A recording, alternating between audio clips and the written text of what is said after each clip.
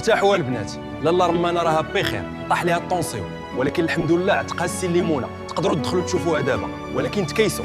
وانت يا لاله مطيشه، عافاك تبعيني للبيرو، بغيت نشرح لك البروتوكول ديال الدواء. على سلامتك لاله رمانه، ها هما العزبات جاو يطلعوا عليك، خليت لكم الراحه يا العويتقات. بنياتي ديروا عقلكم، راني ملي كنغوت عليكم ماشي كنكرهكم، بالعكس راه غير ما بغيتش لكم طريق الشر، وما بغيتش اللي يحل فمو ويدوي فيكم، وبغيتكم تكونوا احسن مني. سمحوا لي الا ما عرفتش نربيكم، ولكن والله العظيم حتى كنبغيكم.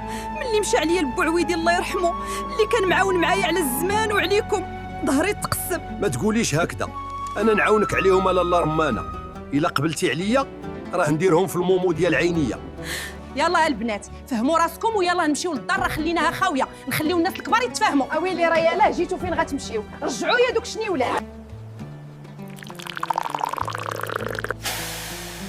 السي الليمونه طلع مزعوط في مامانا رمانه، اما انتي وانتي وانا غنبقاو بايرات حتى يدينا مولانا.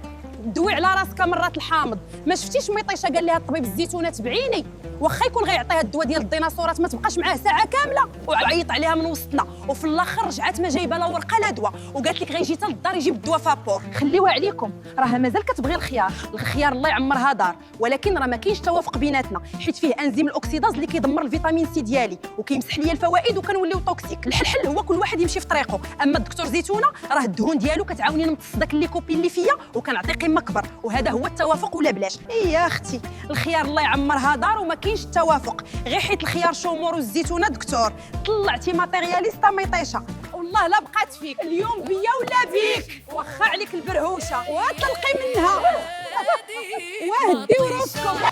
هاديك مطيشه مالك مع الزيتون، مسحبوك درويشه طيحتيه مفتون بالشرع والقانون، رديتي الشيفون.